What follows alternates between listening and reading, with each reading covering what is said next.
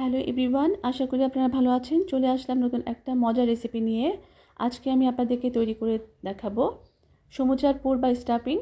তো এই স্টাফিংটা আমি মুরগির মাংস দিয়ে তৈরি করছি। আপনারা চাইলে গরুর মাংস দিয়েও তৈরি করতে পারবেন। তো যখন আমি সমুচা তৈরি করি লং ভিডিওতে, তো ভিডিওটা অনেক বেশি বড় হয়ে যাচ্ছে, তো আমি এই জন্য পুরো রেসিপিটা আলাদা করে আপনাদেরকে দেখাচ্ছি। তো এখানে আমি মুরগির বুকের মাংস নিয়েছি। মুরগির যে কোনো পিসের মাংস নিতে পারবেন, কোনো সমস্যা নেই। নিয়ে ছোটো ছোটো টুকরো করে নিয়েছি। এখন আমি তেল দিলাম, তেল দিয়ে গরম করে নিয়ে পেঁয়াজ কুচি দিয়ে এবং গরম মশলার সাথে দিয়ে দিলাম তেজপাতা, দারচিনি, এলাচি। তো দিয়ে ভালো করে পেঁয়াজের সাথে মিক্স করে নিলাম। এখন আদা রসুন পেস্ট দিয়ে দিলাম, দিয়ে ভালো করে নেড়ে চেড়ে আমি পেঁয়াজের সাথে মশলাটা ভেজে নিচ্ছি যেন কাঁচা গন্ধটা চলে যায়। এবং এখানে দিয়ে দিলাম ধনিয়ার গুঁড়া, জিরার গুঁড়া এবং হলুদের গুঁড়া। এখানে আমি লাল মরিচের গুঁড়া ব্যবহার করব না। তো সামান্য পরিমাণ লবণ দিয়ে ভালো করে ভেজে নিচ্ছি। নিয়ে নেড়ে চেড়ে একটু সামান্য পানি দিয়ে মশলাটা কষিয়ে নিচ্ছি যেন কাঁচা গন্ধটা চলে যায়। তো এরকম করে ভালো করে এরকম নেড়ে চেড়ে মশলাটা কষিয়ে নিতে হবে। এরপরে আমি টুকরা করা মাংসগুলো দিয়ে দিচ্ছি। একটু মাংসটা ছোটো ছোটো করে রাখবেন যেন মুখে খেতে ভালো লাগে সমুচা তৈরি করার পরে। তো পেঁয়াজটা আমি প্রথমে অল্প পেঁয়াজ দিয়েছি, পরে আমি আরও বেশি পেঁয়াজ অ্যাড করব।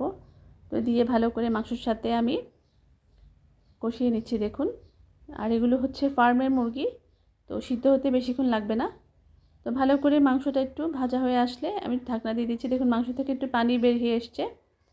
তো এটার মধ্যে আমি আবার নেড়েচেড়ে দিচ্ছি। পানিটা শুকিয়ে গেলে আমি আর একটু সামান্য পানি ব্যবহার করব পরে সিদ্ধ হওয়ার জন্য। তো ঢাকনা দিয়ে দিলাম, দিয়ে আবার নাড়াচাড়া দিয়ে দিচ্ছি। তো এই সমুচার পুরটা এরকম করে যদি তৈরি করেন দারুণ মজা হয়। একটু গোটা গোটা মাংস রেখে চাইলে আপনারা মাংসটা একদম কিমার মতো করে ফেলতে পারেন, অনেকভাবেই করা যায়।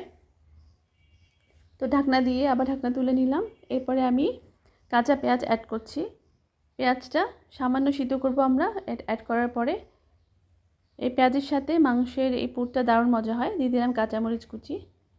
কাঁচামরিচটা ছোটো ছোটো কুচি করে দেবেন। দিয়ে একটু সামান্য গোলমরিচের গুঁড়া দিয়ে দিলাম।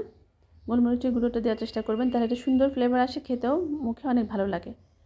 তো ভালো করে দেখুন আমি মিশিয়ে নিচ্ছি মাংসের সাথে এই পেঁয়াজগুলো। তো পেঁয়াজটা ভালো করে নেড়ে চেড়ে একদম শুকনো শুকনো করে নিতে হবে।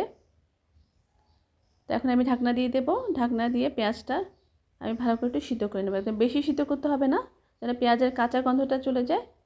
মুখে সমুচার খাওয়ার সময় মুখে যেন পেঁয়াজ এবং মাংসের টুকরোগুলো খেতে অনেক ভালো লাগে, এভাবে রাখতে হবে। আর এই গরম মশলাগুলো আমি যেগুলো দিয়েছি সেগুলো আমি তুলে ফেলবো পরে যখন আমি সমুচাটা তৈরি করব। তার ঢাকনা দিয়ে দিলাম।